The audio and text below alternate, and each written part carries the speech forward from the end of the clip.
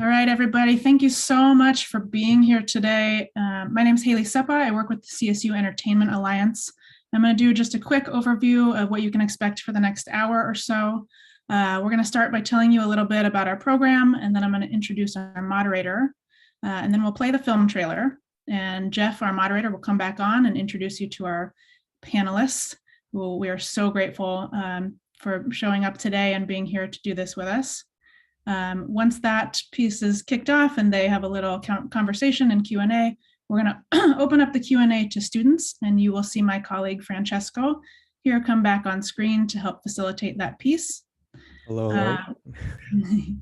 So we're going to get it kicked off with just telling you a little bit about our program. We're an initiative that is built to help all CSU students get their foot into the door of the industry, the entertainment industry. And we do that in many ways. We have job and internship postings, we have networking opportunities, we have an internship course and free summer housing down in LA if you're interning, a grants program, and we also do events like this, so you get an opportunity to meet and interact with real industry members and what's happening within the industry.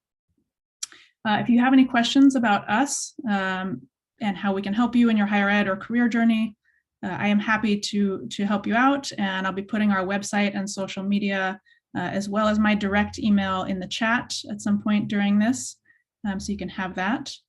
And we'll also be posting a Google form link that you can fill out if you're interested in attending a free screening, which is a really, really cool opportunity. We got to see it last night, and it is a really incredible film. So if you're interested in that opportunity, make sure you keep an eye out for that Google form and fill it out. As a reminder, Dune will be in theaters and on HBO Max on October 22nd, which is very exciting. So keep an eye out and put it on your calendar. So that's the kind of nitty gritty office related stuff to get out of the way.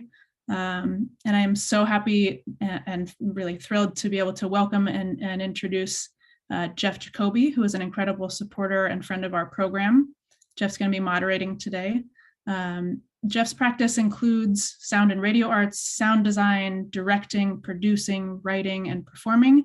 And his work has been nominated for and won Emmys, Crystal Radio's Broadcast Education Association Awards, and many more. He's also a professor, excuse me, of Broadcast and Electronic Communication Arts at San Francisco State. So we're so happy to have Jeff and our panelists here to speak directly to you. And we're going to kick this off by playing the trailer. And as soon as the trailer is done, Jeff's going to come on and take it away. In 1 second, we'll get this going.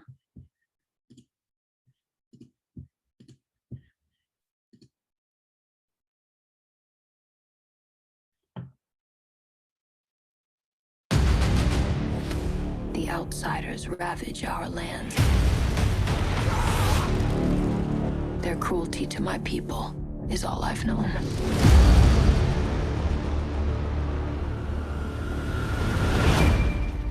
So you're going tomorrow? Yes, I'm going tomorrow with the advanced team. I'd like you to take me with you. Are you trying to get me court-martialed? Can I trust you with something? I've been having dreams about a girl fallen in battle.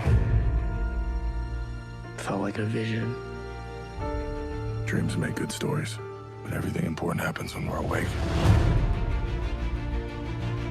For the future of House Atreides, You have to be ready.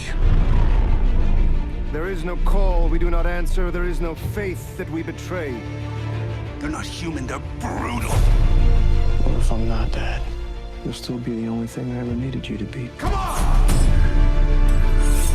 My son.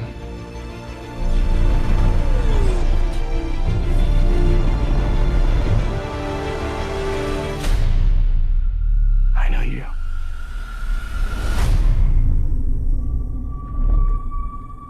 Tonight, the bloodline ends forever. Kill them all. This is an extermination. They're picking my family off one by one. Only together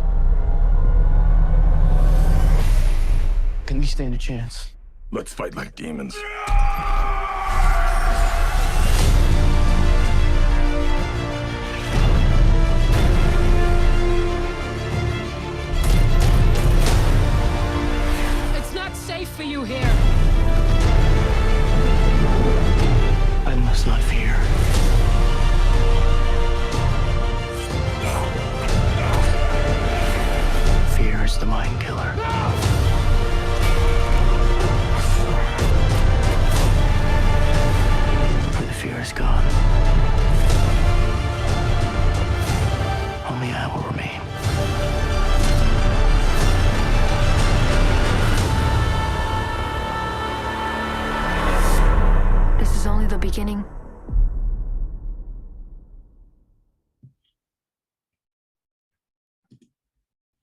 All right, so just as a reminder, if you have questions for any of the panelists, please put them in the Q&A.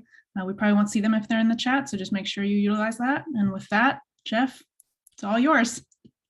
Thank you very much, Haley. Hello, everyone. And the chat is already blowing up with questions, so make sure you put them in the Q&A, not in the chat. I think my favorite comment thus far is let the spice flow. I don't know if it's my imagination or not, but trailers seem to get longer and longer and longer these days. Maybe it meets the needs of the movie makers. I'm Jeff Jacoby. I'm a sound artist and designer and a professor of media arts in the Department of Broadcast and Electronic Communication Arts, BECA, at San Francisco State University. So special shout out to my own students who I know are here. And on behalf of the CSU Entertainment Alliance, I want to welcome our esteemed panelists, and esteemed they are, even if they don't, if they pretend otherwise. Theo Green is an ASCAP award-winning British film composer and Oscar-nominated sound designer. He's known for his sound design in Dune, of course, his music for The Gambler, House at the End of the Street, and his Academy Award nomination for the sound design of Blade Runner 2049. Mark Mangini is an Oscar-winning and 5-time Oscar-nominated sound designer, known for films including Mad Max Fury Road, Blade Runner 2049, Star Trek 4 and 5, I believe, The Fifth Element, Gremlins, and of course the upcoming Dune, and has spent his 45-year career in Hollywood imagining and composing altered sonic realities for motion pictures. So I've got a few questions to get us going, and then we'll throw it over to the students and visitors to ask questions that they will have. Let me start with this. This is really for both you guys. Most people go to the movies and they don't think about how the picture and the sound come together. For them, it's just one thing. But as you, of course, well know, it's not that way at all. They are, in fact, created by different teams, often entirely different teams, and brought together later in the process. So Theo, let me start with you. As the sound comes together, what is the job of the composer as the sound and picture begin to merge? Hi, really good to be here, by the way. Thank you so much for inviting me in. I think a composer often comes on really late in the game. I mean, often when I've worked as a composer on a film, it's something where I'm presented the fully edited, locked picture with sound. And quite often, actually, at that point, they've really only got maybe 6 weeks before the release is planned. So it really is the last thing to go in many times in the pipeline of making a film. Certainly these two films that I've done with Mark Mangini and Denis Villeneuve, Blade Runner and Dune, have been very different things. So we've worked as sound designers from a much earlier phase, even as the film is being shot. And indeed, so has Hans Zimmer, and in the case of Blade Runner, Ben Wallfish on the music. That's really, really unusual. And it's something that I think both Mark and I are trying to encourage filmmakers to do, because while it's great to come in right at the very end and just have 6 weeks of madness to kind of come up with music for a film, and whilst that is possible, I don't think it always gets the best results. And what it certainly doesn't allow, both for a composer and for a sound designer, is the ability to have ideas sort of cross-pollinate with what the editor is working on, with what the director's thinking. You could even argue that if a composer or a sound designer was consulted at script stage, which Mark and I were on Dune, there's a whole bunch of ideas that you can feed in to the director, to the scriptwriter, it may even transform the way that a scene is shot. So what we do with Denis Villeneuve is definitely a little bit different from the way that things usually work. Yeah, I've complained about that my whole career. Right. You have to come at the last minute and overlay what they've already done instead of influencing the edit itself, especially even the shoot, as you pointed out, when sound is such an integral part of the flow and story that's being told. Mark, what is the role of a sound designer in filmmaking? Well, in its simplest form, sound design is telling stories with sound. I think everything springs forth from that concept, which is to say, and there's this other side discussion about how sound design and score work together or should or could collaborate. Sound design is everything that you hear or don't hear that isn't the music. We as sound designers are charged with creating the universe, the sonic universe that we present to the audience. And when I use the term universe, that does not necessarily mean something like the Marvel universe, or it literally means everything that you hear. So we are responsible for dialogue, sound effects, music, atmospheres, design things that don't exist in reality. Anything that you might hear, we must be in control of at the most granular level.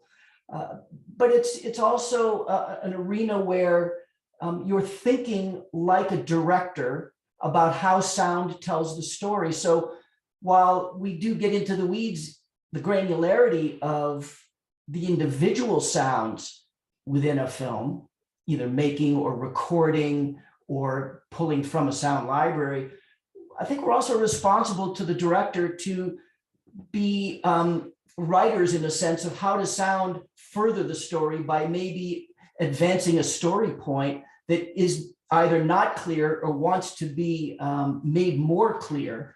And sound sometimes can do that. And as Theo mentioned, we are consulted by progressive filmmakers like Denis Villeneuve early enough on, even in the script stage, to weigh in on these ideas and see if sound solves a particular dramatic problem that maybe words couldn't solve.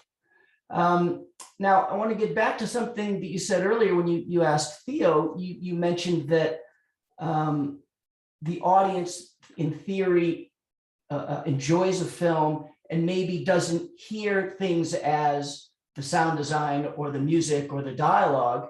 I would argue that there's a level at which our subconscious is working at as an audience member where we are tracking, even subconsciously, oh, that was a good music cue. Oh, that was an interesting sound. I've never heard that before. I mention it because Denis is very progressive in his approach, which is that he asks Theo and I to what he calls compose with sound. The idea being that he wants us to continue to erase those borders and develop sound in such a fashion that we hope you don't know the difference, even if you were consciously asking yourself, was that a sound effect? Was that a music cue? And I think I want to believe that that's one of the areas where Theo and I have been very successful on our collaboration with Denis. Yeah, you can give a shout out to Denis from me as a sound designer. If he's working with you at script stage, bless him, because that's so rare. You talk about sonic universes, and I think that's really a good thing to discuss a little further. I think we'd all agree that doing sound work or sound design or composing, any aspect of the sound, for a live action film, a romantic comedy, for example, is quite different, dramatically different, actually, from an animated film, where you are creating the entire sound universe from scratch. There is no sound in animation. But you guys, in terms of Dune, and I guess Blade Runner also, it's kind of somewhere in the middle, because it's not animated, of course, it's live action, but the sonic universe really is being created from scratch because you're in outer space or you're on another planet. So I'm wondering how you adjust your thinking in your work. I mean, what specific challenges and opportunities come up in those circumstances? We can start with you. Yeah. I think it's so similar to animation in many ways. Like you say, everything needs to be a bit different from the reality that we know. I would say that it's actually, perhaps animation doesn't have to pass as being real. So to some degree, whereas we have to make people believe in the sort of photorealistic reality of something that doesn't exist. I think that's kind of a little harder in some ways. With an animation, there's certainly, subconsciously you accept that this is not meant to be real. So, you hear a sound that's not quite something that is grounded in reality, and it doesn't matter. In fact, it's kind of ideal. You want things to be just a little bit off from reality. I think that one of the great challenges, stylistically for Mark and I is that whilst we're dealing with an invented universe, both Blade Runner and Dune, where everything should sound a little bit different, and where there are all kinds of, spacecraft and weapons and stuff that don't exist in our world.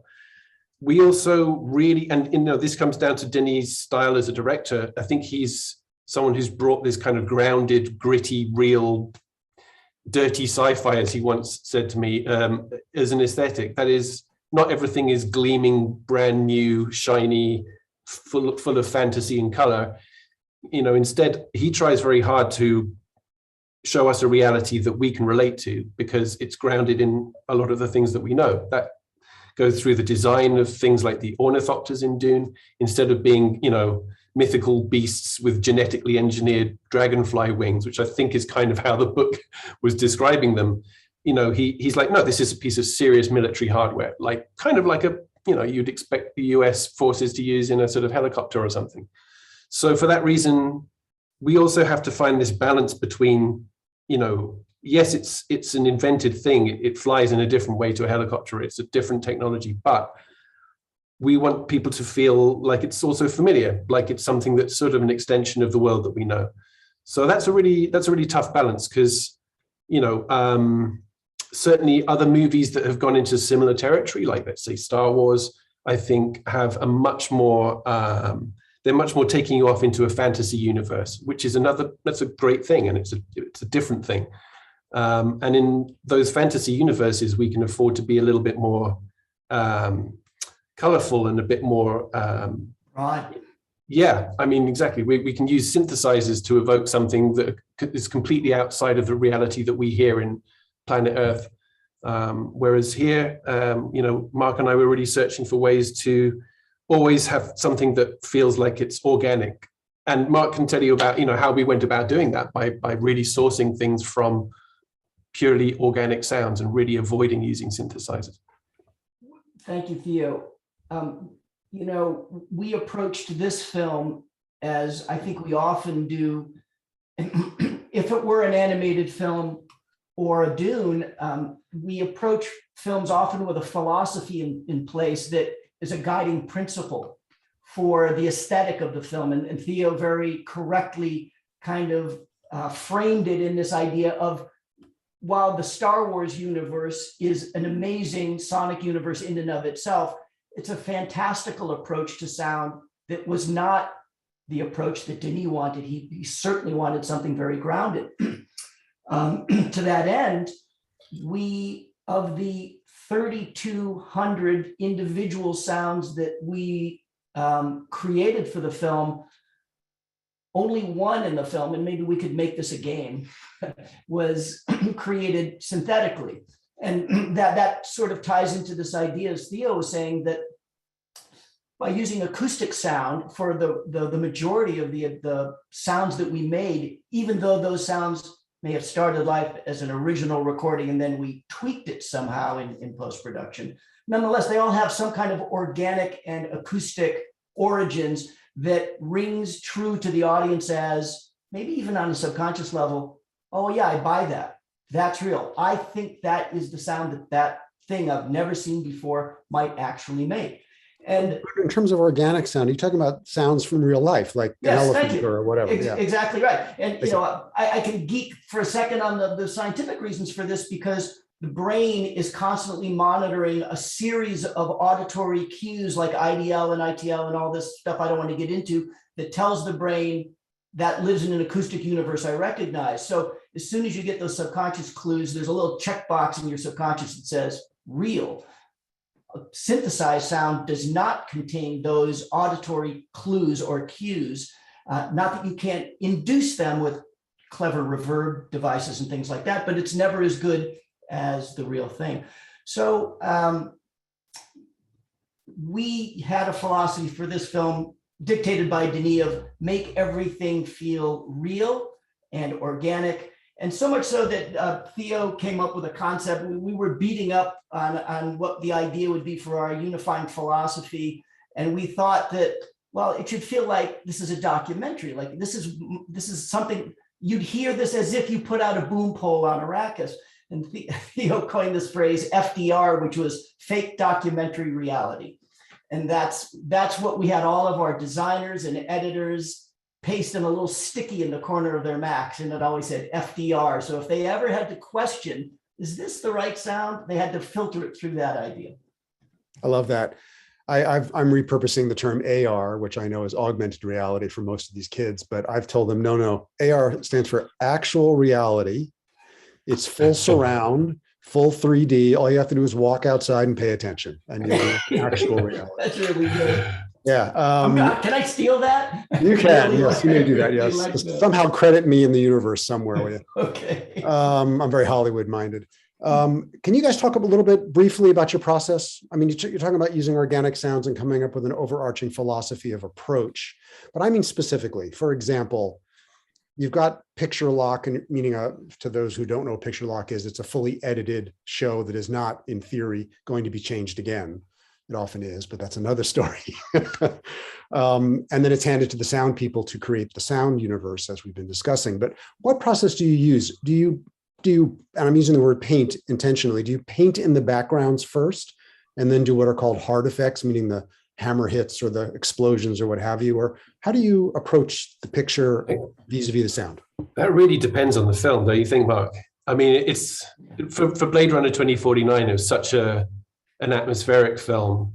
And it made sense to color in the sonic backgrounds, you know, just like you would in a painting, and then start layering in the midgrounds and the foregrounds. And Dune is more action oriented, and for that reason, it made sense to focus on the foreground items and the sort of big ticket items, as we call them, first, because we were working early on with the editor and director to figure out how certain things are going to work, like the voice, when someone uses this voice of command, like the ornithopters. There are lots of scenes that are driven by ornithopter action, and you know, without being able to just grab a pre-made ornithopter out of the sound library, the editor can't easily mock up a scene like that. So he needed to have stuff from us to work with, and so we focused on those kind of very foreground elements first, because it's a more action-driven thing. So dependent on the film, different approaches. Beyond that, I like to messily experiment. You know, I like to just make sounds in a free-form way, and then I start to sort of order it by making folders of loose material, sort of beginning to put some order into the chaos, as it were. And then there's an editorial process I go through of selecting little pieces of that material and fitting them to picture. So I think about it a lot in terms of like a clothes maker. You know, it's first I need to make the textile itself. I need to make the material, the loose, just the sheet of material, and maybe design a pattern for it, or dye it a certain color or whatever it is.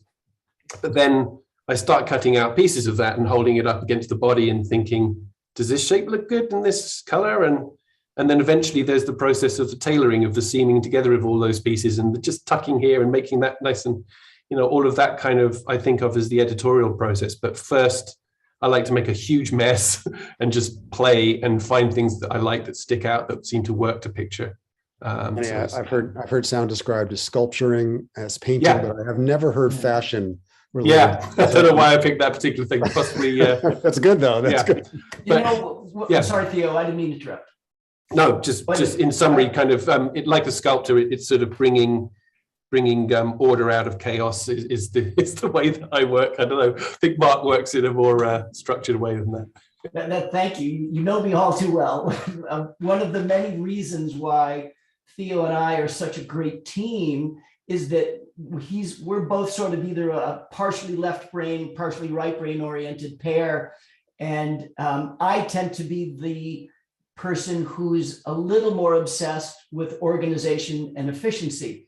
So in terms of process, that renders itself in a breaking down of what the entire work is for the project and assigning priorities to it. So as Theo said, this is a term we use, the big ticket items. I start initially to obsess over what are the things that are going to be the hardest to do, which is to say the things that we should actually start on first, because given limited resources, time, and money, you don't want to fail on the big ticket items, even if you have to eat into your time and money for the less important items like atmospheres and backgrounds and hard effects. If you don't nail the big ticket items, you're really in a pickle.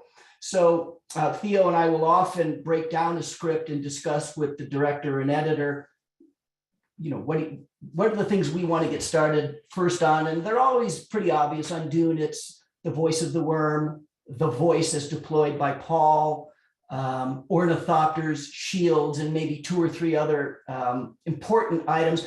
And then those are the things you want to go off and begin the chaos process. Like Theo, I too, once at least I've identified what we want to work on first, we go off and start recording raw elements, perusing our libraries, and and as he says, kind of examining the fabric against the body to see, does this fit? Or are we getting close to something? Part of the joy of working with Denis Villeneuve and Joe Walker, our film editor, is this ability to begin experimenting very free form without much structure. They allow us really to, proverbially and metaphorically, literally and metaphorically, play in the sandbox. We can just go and make a lot of mess. And sometimes we bring back a beautiful sandcastle, and sometimes it's just a hole in the sandbox. But we get the opportunity to make a lot of mistakes. And that is a joy and a privilege and a rarity. I hope there are filmmakers that are watching that at least are inspired by that idea and make that part of a conversation with the filmmakers they work with next. It yields amazing results. To be said that. Sorry, I was just going to say, I think following from that, one of the great things about sound, and I think you could also say the same thing about certain aspects of composing, especially electronic music, but it doesn't really, once you've got a microphone and a computer, it doesn't really cost you very much to go and experiment and do stuff. And many other departments in a film, that's not the case. You really need a budget to do stuff, and you really need to plan out what you're going to do before you spend that budget. And it is one of the great freedoms of sound that we are often going and, something that's cost tens of millions to develop visually, we're going and taking a microphone and recording like a little toy or something and slowing it down. And there it is. That's the sound for that $10 million visual.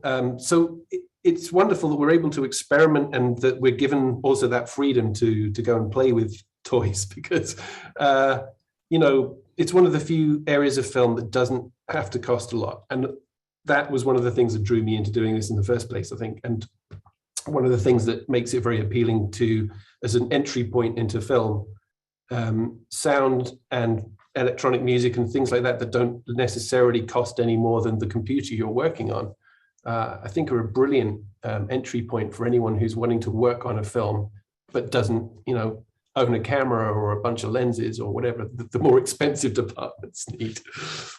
I think you just gave away the big secret, man. I'm not sure you should be doing that. Sound is cut our budgets now. It's very expensive. It takes forever to do, and we need extra budget money to do it properly. I'm just going to leave that out there for everybody. It's funny what Mark was talking about, this idea of trying things, and then Theo as well, you were discussing that. I tell my students that you can't succeed without failure, that the only way you get to a place of wonder and a place of originality is by trying and failing and stumbling through. And this idea of creating something out of chaos is very much the filmmaking process overall, even with lots of money at stake. So I'm glad you brought that up. Dune is very thickly layered. I think I mentioned to Mark before we were online, I called it a wall of sound approach. There's a lot of explosions. There's a lot of backgrounds. There's a lot of music. There's just a lot going on all the time. So my question is, how do you, as sound designer and composer, because you've both done both, what's the tension between figuring out, okay, music should be featured at that moment, and no, that needs an explosion. Do you drop the music there? How do you work that out? Well, there is part and parcel of our process with Denis and Joe which is to say, starting as early as production and designing early on, is the beginnings of making those decisions for the two of them.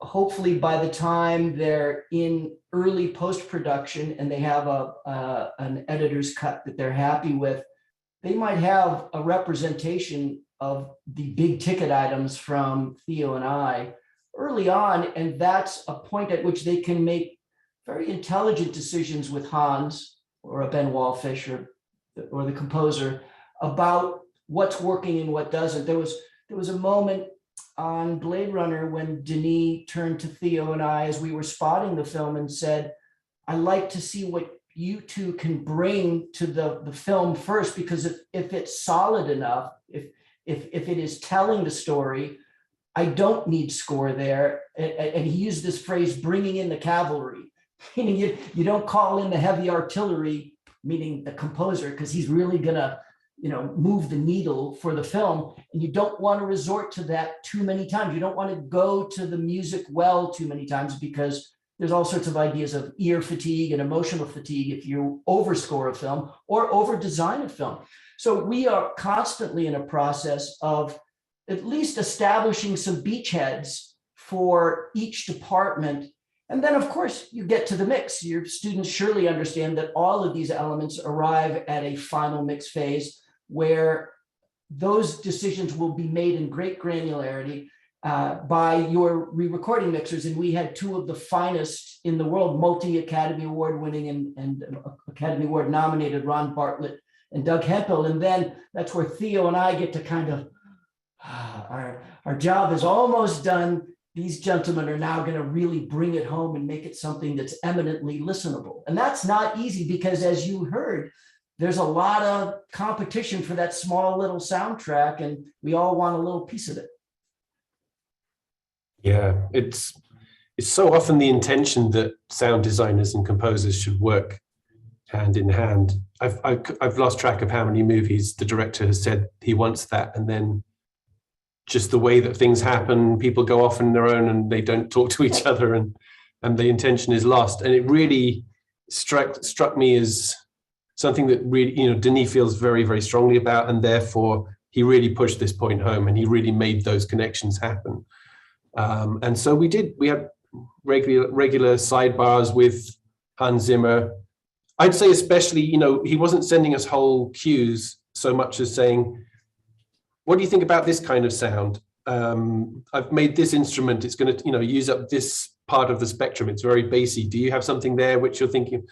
He was like, could you send us the sound of the thumpers? I'm thinking about developing a drum that's like that. And so it was more of we had like a nice interchange of sort of tonalities, I would say, that really helped us get a little, peer into his working process and vice versa.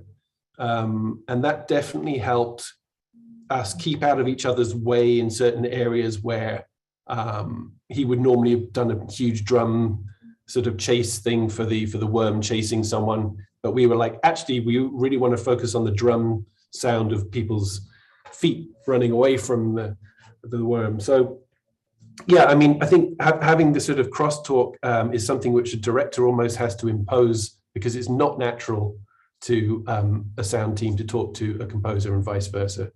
But we're so glad that we did. I think it was one of the few films I've worked on where that really genuinely happened and really helped avoid everything being a big fight in the final mix. Let me segue a little bit here. We talked about the process of sound design and composition and how it applied to Dune in this case. Mark, let me start with you and just ask you this very simple but very complex question. What would you say to people about listening?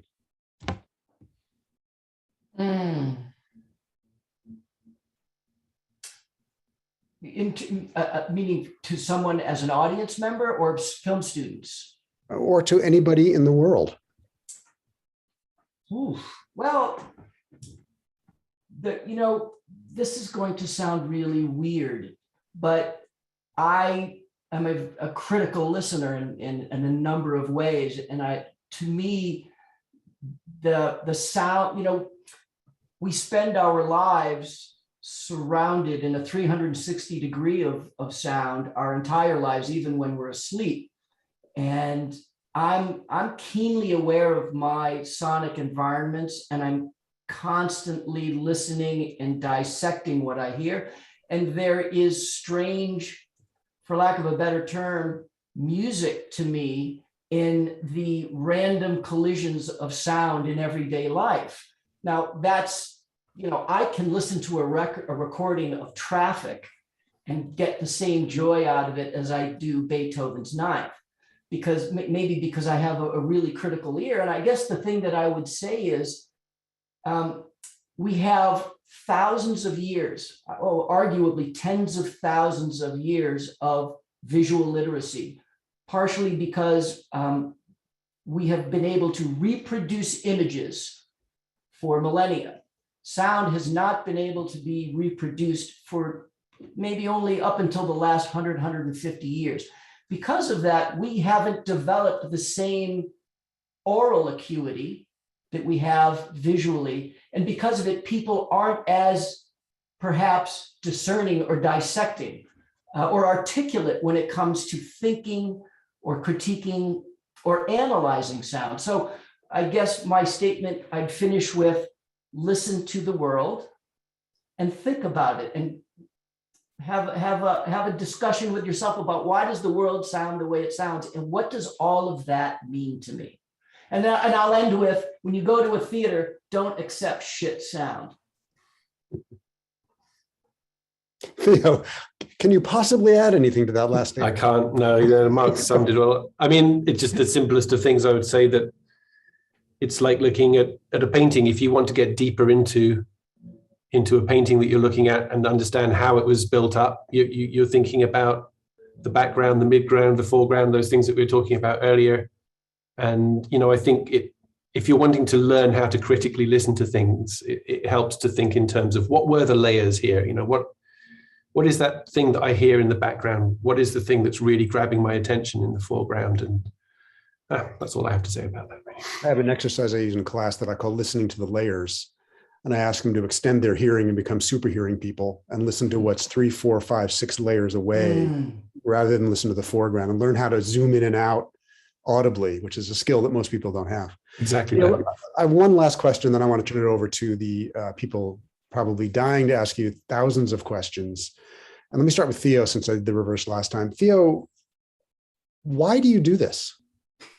I don't know. I mean, part of it is what I was saying before. It's my route into film, because I didn't have, if I had $1 million in my bank account and was just told go and do something, I might have decided to try and make a film as a director or something. I didn't have that option when I was, first sparked off by film and wanting to be a part of filmmaking. But I did have a microphone, and I was sort of okay at playing certain instruments, not good enough to actually perform on a stage though. So I had a computer, and I was like, I can edit out the crap bits and make it sound all right. So that combination of sort of not really having the skill to be a proper performing musician, and not really having the money to do anything else in film, I fell into the things that I had in front of me, and I'd always honestly loved those things. It's not a case of taking second best. It's a case of what's the most practical way that I can get involved in filmmaking. What's the way that's the most intuitive to me, and for that reason, I could never really decide whether I would call what I do composing or sound design, because when I compose, I don't really like to work with an orchestra so much as record things and process them. And, it's like electronic process. And when I'm sound designing, I'm really thinking like a composer does. I think about the themes and the characters and telling the story. And well, I think, all sound designers to some extent think the same way. So I've been on a mission ever since I started doing this to try and redefine what these things are, try and blend those two worlds. Try and find a fusion that that is uniquely my thing, and I think I'm starting to find it it's this sort of this realm in between music score and sound design, but also like I used to make music and play it in clubs and stuff like that when I was a teeny bopper, and honestly there's something amazing about that. You've got a group of people in a darkened room who've come to get into this music, and you have a very direct connection with them. After a while, I got sick of smoky clubs and coming home with tinnitus at the end of the night, and I'd always loved films and film music, and it was just like, okay, well, here's another darkened room where people congregate and listen and watch, and it's another venue to try a lot of the same stuff that I've been doing since I was much younger. So yeah, not a very good answer to your question, but there you go. It's a very good answer. answer. That's the truth. No, it's a very good answer. I'm just alarmed that you're no longer a teeny bopper. I find that alarming. Me too. I don't know what it is about darkened rooms that we all love, but everybody in this business loves to be in a dark room and tell a story or hear a story. Mark, what about you? What brought you here? Why do you do this stuff? Movies brought me here. This will seem odd, but I was a foreign language major in college and also a working musician. And I realized that languages weren't getting me where I wanted to be in life. My dad fatefully said to me often as a kid, if you want to find happiness in life, do something you love to do every day and pursue it. And I with that, I realized it was movie making. I had always made movies as a kid. And I thought, well, I'll drop out of college, which I did. Sorry to the rest of the students. I don't mean to foment some kind of revolt, but that was my path. I came to Hollywood literally with $5 in my pocket. And I got lucky and got a gig in the sound department of Hanna-Barbera Studios, the famous cartoon group that made Scooby-Doo and the Flintstones and the like. And my first job was in the sound department, and that somehow fused my musical training, my good ear, my desire to collaborate, my love of technology as well. And I realized very quickly that in sound, I had a reliable source of income, not something I could count on, that I couldn't count on as a musician. I could do it kind of days and not nights and mornings, and have a family life. It encompassed my desire to collaborate with other human beings. I mean, I'm Italian, and it's all about family. To me, one of the things I love about cinema is that we all become this little, nuclear family for a week or a month or a year. And I love that. So it checks all the boxes of the things that make me really happy, and I feel fulfilled. And I realized after a very short time that this is something I loved doing every day, and I would go do every day, whether I got paid to do it or not.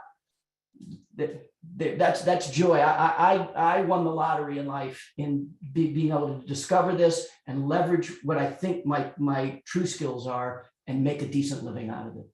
Good for you both. Let's try opening this to the students. Mark, you'll be glad to hear that several students have said they're now dropping out of college in order to.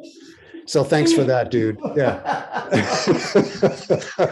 That's okay. Okay. If that's what they want to do, I'm all for it. I support it. Francesco, are you here with us at the moment? Yes, I am. Hi. Let me introduce you. Say your last name for me. We didn't do that. Francesco Makayan. Francesco Makayan works with the Entertainment Alliance and is helping me prevent myself from making a fool out of myself, which is very difficult to do. So I appreciate that. Let's open it up to questions. I assume you have several, yes? Yes, of course. Yeah. Thank you, Jeff. Sure. Well, first of all, I'd just like to say what an absolute honor it is to be on this panel with the both of you, to be in your presence, on behalf of the CSUEA and everyone in the audience and myself personally, thank you for your time today. It's greatly appreciated. And without further ado, let's get into some questions here from the audience. Starting off, as there have been past adaptations of Dune, film adaptations, did you do any homework and watch back that film and take any notes? And did it influence you at all on this particular adaptation of Dune in developing the soundscape of it all? You want me to go, Theo? Sure, yeah, please. Well, of course, Theo and I always do a great deal of research. We researched the first Blade Runner ad nauseum to develop an aesthetic for Blade Runner 2049. And as on this one, we researched, at least I watched the Lynch version several times. I didn't watch I watched a little bit of the TV show. And I would say what was learned from that, which I didn't need to actually watch it to get, was that we did not want to imitate or copy in any way, because it's always a mandate that on a film with Denis that we want to develop a fresh aesthetic. But at least we could see the things and how they were approached in ways that did influence. So for example, one of the sounds that I feel very proud of, we were very successful with, that Theo made, was the sound of the personal shields. One of the takeaways that Theo and I got from seeing the Lynch version was we did not want to leverage the sonic trope of a humming force field. You know, in almost every science fiction film, a ship or a person is surrounded by a visible glowing cocoon of some kind, and that's the force field, and it has a kind of noise. We determined very quickly, not that that wasn't great sound design for that film, but that gave us a pointer towards a direction not to go in so that we could be that much more original. And I'll let Theo take that away if he wants to expand on what he did to develop those really unique sounds. I won't, I mean, it's a long story. I won't necessarily go there, but I think, just to directly go back to the question, whereas Blade Runner 2049 was following on from a universe that had been established in a movie, this time we were really abandoning any attempts that other people had made and going back to the book. The book was, the Bible. But to that degree, for instance, in The Shields, the book describes that when the shield is around someone, their voice it's as if you're inside a tank or something, their voice becomes trapped in it and you can't hear someone so well on the other side. And I thought, oh, that's an interesting idea. Played with it for a little while. And then I thought, I better just check on YouTube and see what that's, because I kind of vaguely remember what the scene in the Lynch version was. And Alan Splett, who's like one of the greatest sound designers of all time, and great association with David Lynch, who I love, did exactly that. I mean, he had the hum, which Mark described, the kind of classic kind of like a force field, but he also went there with the voices feeling as if they're behind something. And so just in that one instance, I was like, okay, I'm going to stay away from that approach because it doesn't really help us. Technically, we need to be able to hear what people are saying, and muffling them out is not a great start for that. But also, that was one of the few times where I was like, I'm just going to keep away from what someone else did in another film, because we're not really wanting things to be compared. And actually, just to briefly say, what we did do in the end was something that came from a complete accident. It's really, doing something where clicks started appearing randomly because I was doing something wrong on my synthesizer. And I say synthesizer, we were actually processing a real sound using a synthesizer, and it all started going haywire and making clicking sounds. And it was one of those rare moments where you're like, that's an error, but maybe we can use it in some way. So that's kind of what ended up being the sort of shower of little clicks that defines those shields. Yeah, I mean, that's just college, is just trying to make your errors look pretty good. So right? Definitely relatable. A lot of what we do too. That's not college, dude. That's your entire life. That's just life. On a similar note, Daniel asks here, is there a particular moment, a sound effect, an aspect of the film that proved to be difficult, especially you're spanning different cultures, regions, people, creatures? Was there something you remember that was maybe even surprisingly difficult, something like that, just a memorable moment from developing the soundscape of Dune again? I have a thought. Theo, did you want to jump in? If you'd like me to know, you go first. I'll just say a quick one. One of the successes for us is the voice of the worm, which you really only get to hear once at the end of the film. Sorry, spoiler alert. It's a great success because that moment traditionally in science fiction would be designed as what we called a Godzilla moment. You have the big creature rises out from the ocean or the field or whatever, or the desert. And we only had storyboards in the early design process, yet Denis and Joe were very keen on having us develop a voice for the worm. That's a very important moment. And we determined early on that was not meant to be a moment of fear. We did not want the, quote, Godzilla or monster voice in that moment. The goal was to develop a sound that, if nothing else, inspired awe and reverence in Paul and Jessica.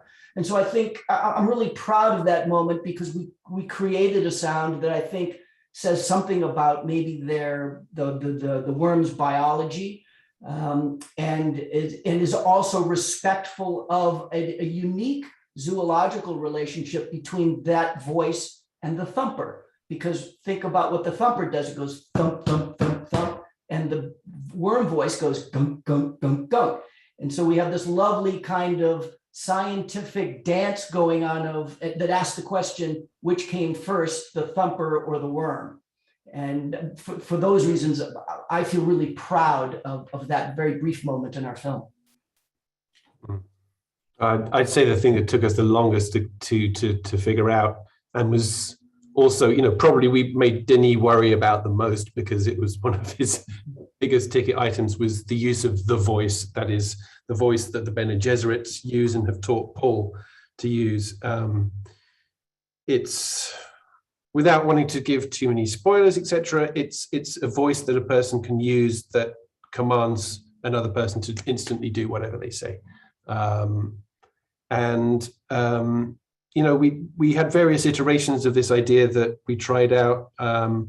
We had aspects of it that were working, but it wasn't really until we got very, very close to the end, very close to the mix, that we figured out, with the help of Denis and his editor, Joe Walker, exactly how we were going to use those elements. So this is an example of the collaboration, I think, that we were talking about as well, where, because we're supplying an effect in different layers, in different elements to the editor, he and the director were able to play around with those elements. And what they tried to do, and what they did very effectively, was to suggest that when a person, Paul, is learning to use this voice, and they haven't quite got it right,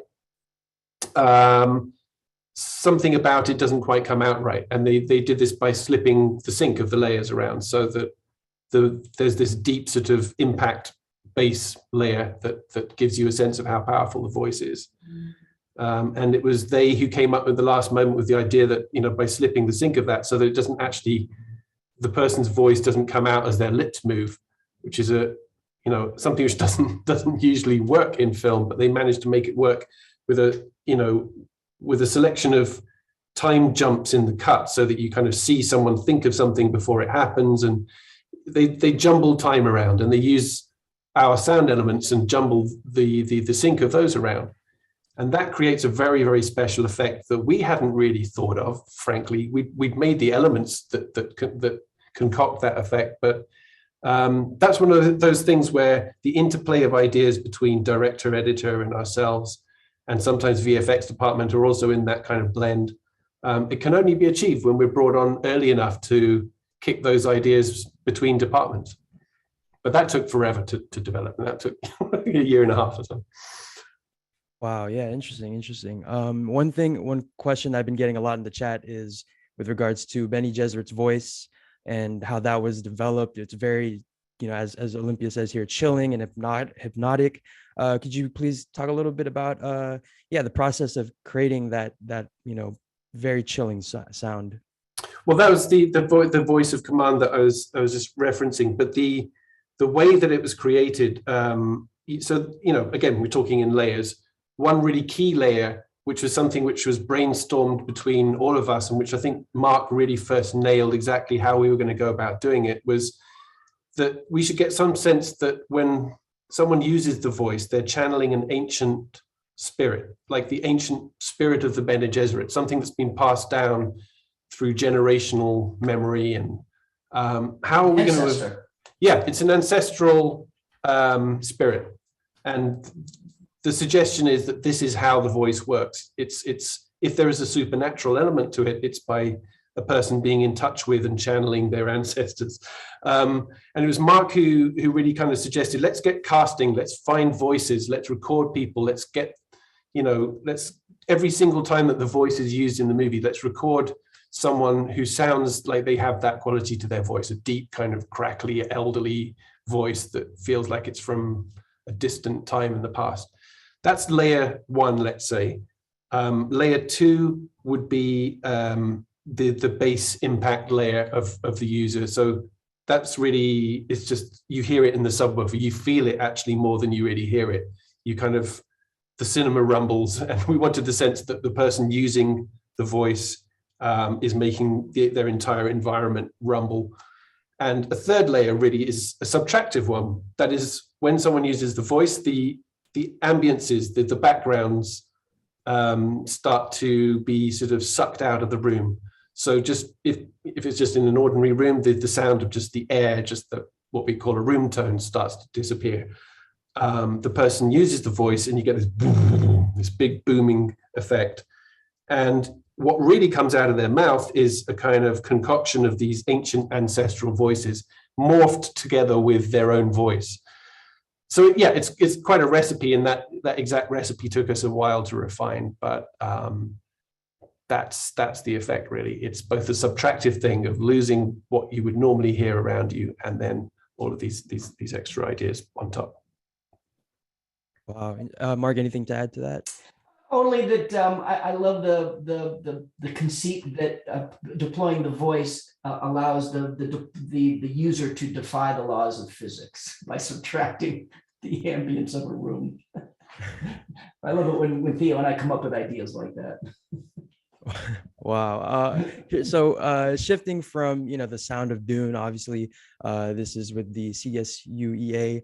So we have a lot of college students here. So I wanted to ask, what is, first of all, what is, for anyone who is looking to get into sound production and design, I was wondering if you could talk a little bit about what are the minimal kind of set of tools, like the initial kind of stepping stones that people should invest in when getting started in sound production. And also, what approach would you take in, or recommend at least, to students who are looking to find a mentor in this industry? There's a number of careers in sound. I'm not qualified to comment on a good way to bootstrap yourself if you want to go into production sound, which is to say the person who's on the set with the recorder and the microphones to capture it, the sync track while during filming. I've never done that, but I can say that to do what Theo and I do, which is to say to be a sound designer, a sound editor, a sound mixer, a good starting place, as Theo very appropriately pointed out earlier, is to get yourself a recorder and start capturing the world. The very beginnings of being really good in this job is understanding how sound translates through a microphone and ends up on speakers. And the only way to do that is to go out into the world and record everything. In the process, you begin developing a library that will be a very valuable asset to you for the rest of your career. And it also teaches you to start listening critically. And as Jeff even mentioned, you will naturally begin to do that sort of multi-level dissection of the world that surrounds you. As you listen and record, you're going to become very aware of how important mic placement is and how those sounds might be manipulated when you get back to the studio. I think those are some great beginnings. And it will also show, I can say that I have such a deep love for sound that I'm constantly recording and even designing when I'm not on a film. It's because I do this. I love to do this. And I think to really be successful in this, you have to have that same kind of passion. And if you don't, sound might not be right for you. If you wouldn't be a person like me who would bring an elaborate digital recording rig on your vacation to Italy, if you're not that person, sound might not be for you. So there's some thoughts, Theo. Well, I'm pulling this out of my drawer here. You can do better than this. You can definitely do worse than having one of these little. This is like a little Zoom recorder. You can pick these things up on Amazon for like, I don't know, 120 bucks or something. I mean, it's not necessarily, you can definitely make better recordings, but there's something great about having something that fits in your bag so that you get used to the idea of you hear something, you record it. And these things are good enough to be able to, there you go. There's Jeff with his exactly the same kind of thing. You know, you can have, you can plug a microphone in. If you don't like the way that these things kind of have their own built-in microphones, you can plug in your own microphone, whatever. As a little handy recorder to have in your bag, I think that's a really great way to start listening to the world. I had one of these for, I don't know, they first started coming out in around 2007 or something, and I think I bought myself one. And even though, you know, there's always better ways of recording than using a little portable, you could absolutely, and Mark and I definitely have recorded things with something of that ilk, and it's gone into a movie. It's not like you can't use it. Might need a little bit of EQing and processing and stuff, but so that's what I mean. You know, the actual sort of basic tools of the trade are very easy to get hold of. And frankly, yeah, you can record stuff on your phone. I just saw someone's chat pop up saying that. Exactly. iPhone actually does perfectly decent recordings as well. So, you know, increasingly the tools that you need are more and more affordable than ever. And really, you just need a computer with a free piece of software to be able to, you know, edit that or master that recording or do whatever you want with it. I think the tougher questions come in, like, how do you get into the industry, right? How do you get your first job? And, you know, Mark is someone with such a wealth of experience and has worked his way up through the business over a long career. And comparatively, I've kind of jumped into a very lucky position of getting to work with someone like Mark and being, you know, graciously embraced by Mark in that I don't have that 40+ year experience in the industry. So the question someone might ask me is, how did you do that? And what's that about? And I would just say that prior to working with Denis, I had composed for maybe, I think, about 15 or 16 feature films as a composer. And I had done one film as a supervising sound editor, sound designer, which was like the first thing I ever did. And what I would say is that working as a composer is a little bit different to working your way up as a sound editor. One reason for that is that if you're a junior sound editor, you may not even meet the director that's you know on the show. That it's more of a team sport, as it were. Whereas composing can often be a very lonely sport where you're really kind of on your own. You're kind of your own head of department. Maybe you have employed some assistants, maybe you are going to record with some musicians, but generally speaking, you're meeting with a director and an editor every day and you're working very closely with them. So for me, that was kind of my route in that I was meeting and working with directors and editors and somehow kind of moving in those circles to the degree where the work that I was doing, even though it was composing, it was quite often showing off a certain amount of sound design within the music.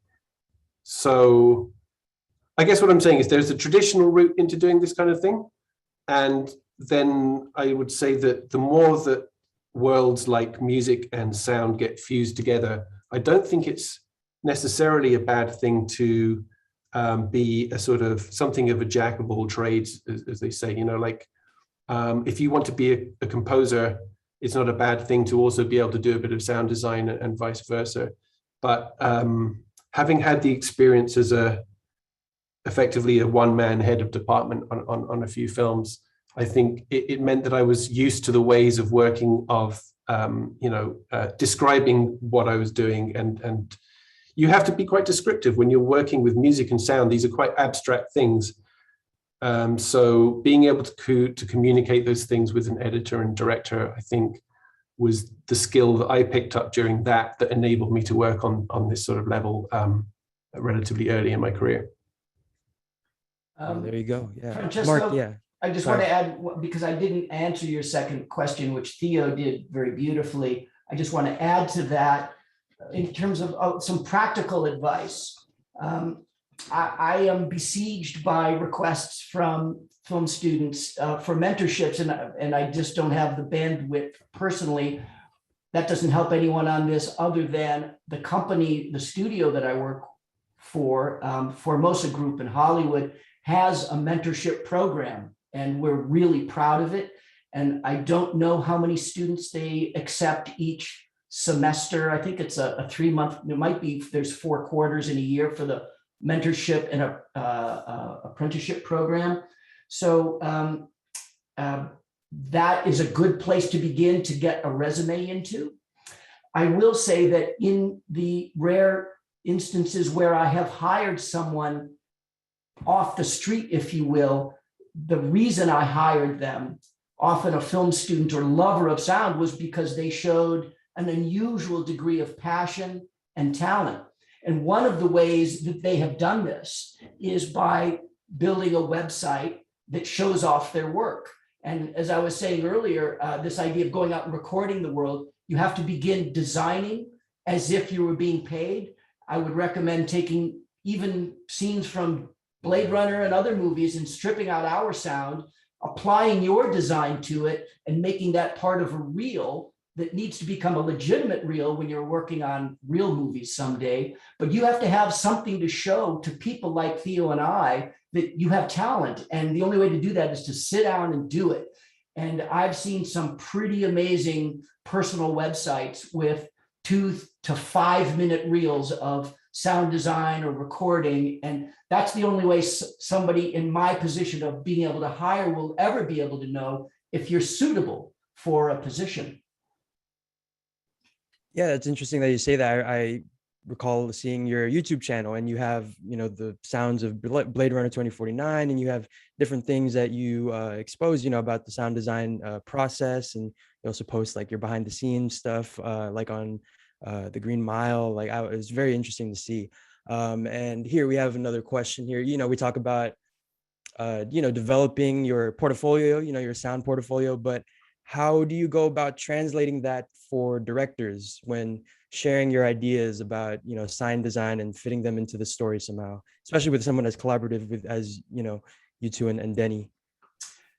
Well, I'll open with a flat statement. Theo and I are paid to have an opinion. Read into that whatever you will. What that means is we are paid, we are hired because filmmakers want to hear our ideas. They recognize that we have a diverse body of experience and they want to hear about that. And that begins the process of collaboration.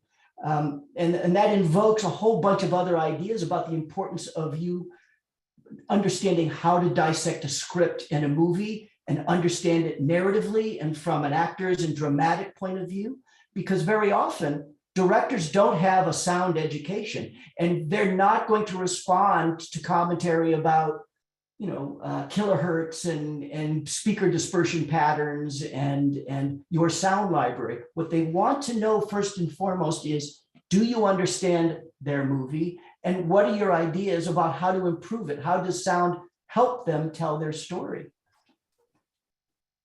Theo, anything to add to that? No.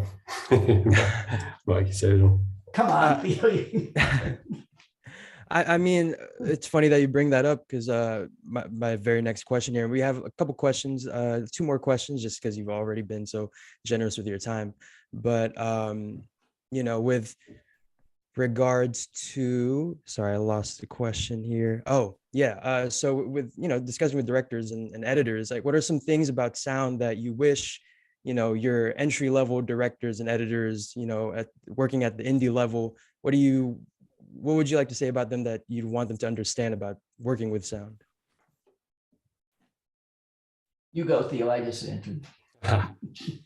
I mean, I think it's about being collaborative and bringing people on early. That's really the key thing. One of the reasons for that, and to be a little clearer about why that's good. Everyone knows about, I think, how editors lay in temp music, right? It's like that's the way that a lot of editors make a scene presentable before a composer's worked on it. And it also helps camouflage the fact that maybe there's no sound done for it yet. You whack a big music track on top of it, everything's okay. It feels like a movie. That has problems down the line though, because, ideally what he should be doing, I think, is integrating music that the composer is starting to work on there, so that instead of then handing a composer, here's this scene. I put some John Williams there as a temp. Could you just do something better than that? That as a composer is a really hard thing. You know, first of all, rather than coming at it with anything is possible in your mind, you're suddenly thinking, oh, so they need it to be like orchestral John Williams-y kind of thing. And really what the problem is for everyone involved is that they've heard that scene with John Williams temp on it. And when they hear anything else, they're kind of like, you know, I kind of liked it with the John Williams. Could you just get a little closer to that? Could you copy that actually? And they call that temp love. I mean, that extends to, I think, sound effects as well. So one of the reasons that we're so,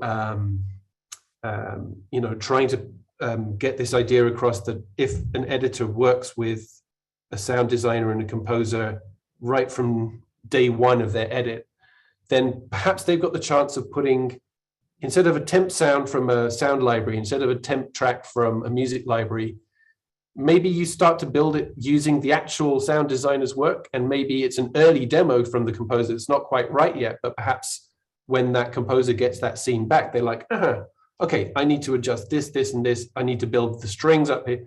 You know, then it becomes a communication. It becomes a conversation.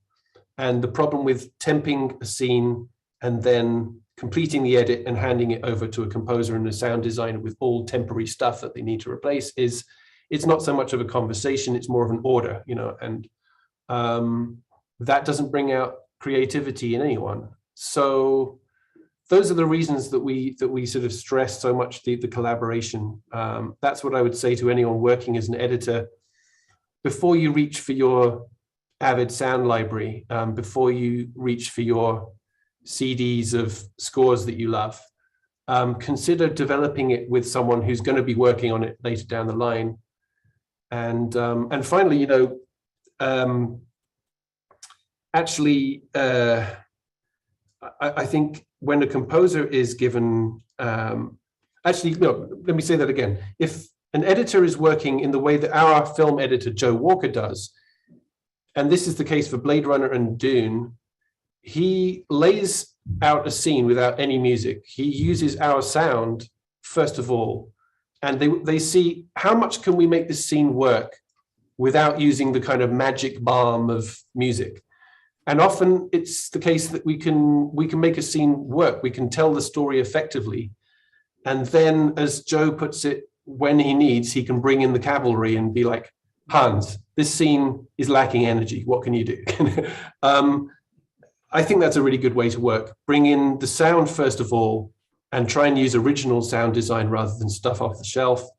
And then when you've taken a scene as far as you can with just editing the picture to sound, and you still need something more, you need more impact, you need more tension, you need more whatever it is, more romance. That's the point where the composer should be adding in his early demos of his work. Maybe this is the time to bring Jeff back in, because he might want to respond to this. What Theo is suggesting, and I think what we've both been suggesting for the last 40 minutes, is that we tend to engage in sound in a very non-traditional way. One could argue, and I'd love to hear it back from Jeff, that it's in the filmmaking canon that what we do is called post-production, meaning that's something that happens after production is done. And arguably, in budget templates, post-production is something that doesn't even start till after the editor's first cut is completed or the director's cut is completed. And Theo and I are constantly fighting that to say, there's another way to approach a film, which is you don't feel hidebound to the conventions that might even be taught in film school, which state sound happens after all these other things happen. We see it as a much more organic and symbiotic process, and I think that's what we're advocating. I think that that's exactly correct. But this is also a natural tension since the dawn of cinema, or dawn of talkies, I should say. This tension between sound people, whether they're composers or sound designers or sound effects editors or mixers, and directors and visual people, there's a term, and I'll be very brief, called king visual, which points to the fact that, and Theo was talking about this eloquently quite earlier today, this idea that we're used to seeing, and that's how we use our senses to navigate the world. We're not used to using our ears to do that. It takes training to do that. And of course, video editors and filmmakers and directors fall into that category also. So when you become a freak, like the three of us and many others, and you're a sound person, you're always going to have to battle for that positioning to get them to understand that if we work together from the beginning at the script stage, we can design this story together to be far more effective. And in my career, which spans decades as well, the best shows I've done, that was always the case. I was with the composer and the director and the writer in a room over coffee and whatever for several hours, figuring out and going through the script where we might be able to drop the music out entirely and have a pause and have a breath. And we built it from scratch together. And that is the best way to proceed, with absolutely no doubt. Absolutely. I saw I briefly saw a comment in the chat there saying that, often on low budget or student films, you wouldn't have the resources to bring in a composer to work early on as the edit is happening. And I don't know. I mean, I know so many composers who are desperate to work on any movie. And I suspect that if you approach a composer, and if they're working on a student movie or a low budget movie, they're not expecting to be paid extra for coming in early. I think that it's almost a gift to themselves to ask them, would you be prepared to give us some demos that we can work with as we're editing? Sorry, we're not able to pay you until you actually officially start once, whatever. But I think most composers would say yes to that because A, it gets them out of that temp love situation that I was describing with temp music. B, everyone needs a bit of a run-up time. I mean, I think Mark and I would gladly start work, even if the pay hasn't started, just because we have to get going. We have to get our folders of ideas started. I feel pretty much anyone in our position, whilst it would be wonderful to be paid from day one, in a student film situation, I wouldn't be shy to ask a composer or a sound editor to start contributing before they officially come on. I think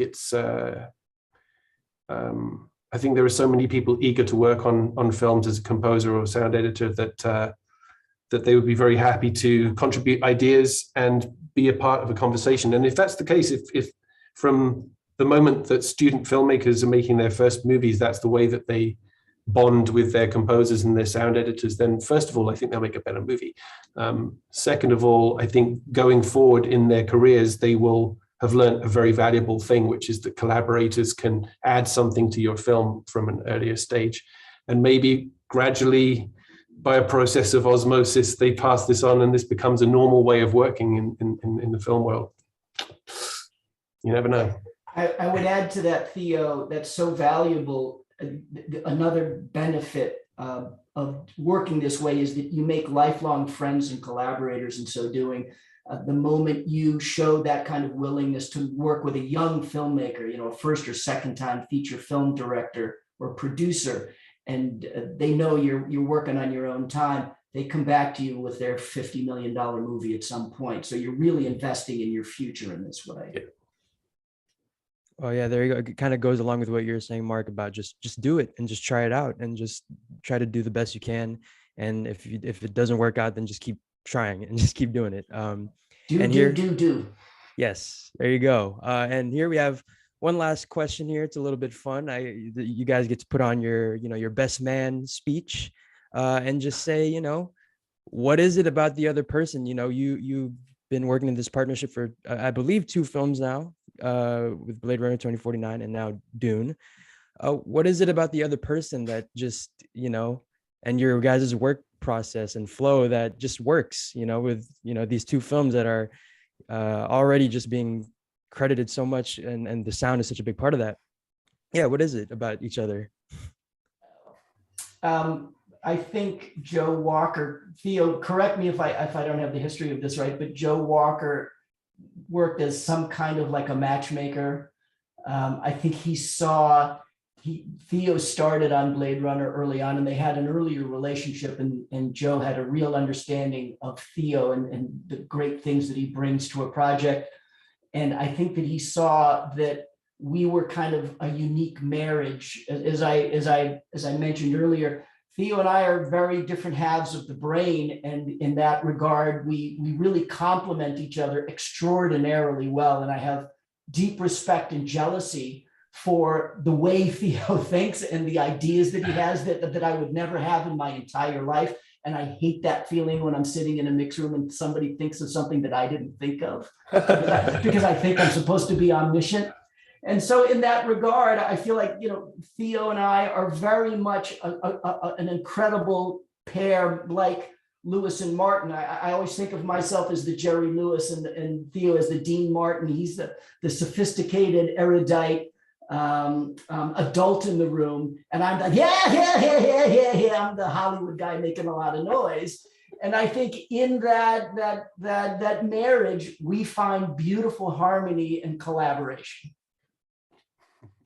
Once again, Mark said it all. I can't really add to that. I don't know. I mean, I think a huge amount of experience is needed to shepherd all of the different elements of a mix on a big studio movie like Blade Runner or Dune. And whilst I'd worked as a composer on studio movies, they weren't of that size, and I certainly hadn't been a sound supervisor or a sound designer on a movie of that size. So whilst I had some sort of sound design chops, and I think that was recognized by Denis and Joe, we needed to find a collaboration where I could work with someone, with Mark, who would, graciously be able to embrace someone like me coming in and work as part of his team. But yeah, I think like we were saying as well earlier before, Mark has an amazing ability to organize and also the wealth of experience needed to be able to predict what are the resources we're going to need here, what kind of people do we need, and he has a wealth of experience when it comes to all of the different layers of Foley and dialogue editing and things that we need to pull in help to assemble a team. And then just from a pure sound design perspective, I feel like the stuff that I do is often quite abstract, avant-garde, glitchy, weird European. Someone once said like a Czech movie was. I think it was when I was working on The Voice and we were both slipping the sync. And I was like, what is this, like a Czech movie? And definitely if I was left to my own devices, I think these films would be too weird. And I think, Mark often brings those tendencies into check. And for instance, there are things that we need really good, punchy, hard effects for. And I'm not good at that stuff. I think Mark is brilliant at stuff like, the ornithopters and explosions and weapons and stuff that, it's never really been my forte. So yeah, we just left brain, right brain stuff, like Mark was saying. I think we complement each other's strengths and weaknesses. And thank goodness for Mark, honestly. Otherwise, I think both of these movies would be a little bit Czechoslovakian. Yeah, Theo, as someone said in a famous film, you complete me. Oh, what a note to end on. There you go. That was the last question. Again, on behalf of the CSU Entertainment Alliance and all of our students and faculty, we want to give another huge thank you to Jeff Jacoby for moderating this panel, and to Mark Mangini and Theo Green for giving us really the gift of their time and attention today, as well as to Mitzi and Warner Brothers, who made this whole event happen in the first place. For everyone watching, first of all, please feel free to post about this webinar, this panel on social media, and tag us at the CSUEA, hashtag Dune movie. Please go ahead and share that you enjoyed. If you had as much fun as we did, please let us know. And also, please be sure to check out the resources and opportunities we have here at the CSUEA on our website, csuentertainment.com, and our social media, which is at the CSUEA on all platforms. Again, at the CSUEA. And last but not least, go watch Dune. Go experience Dune in theaters. Go hear Dune. Yes.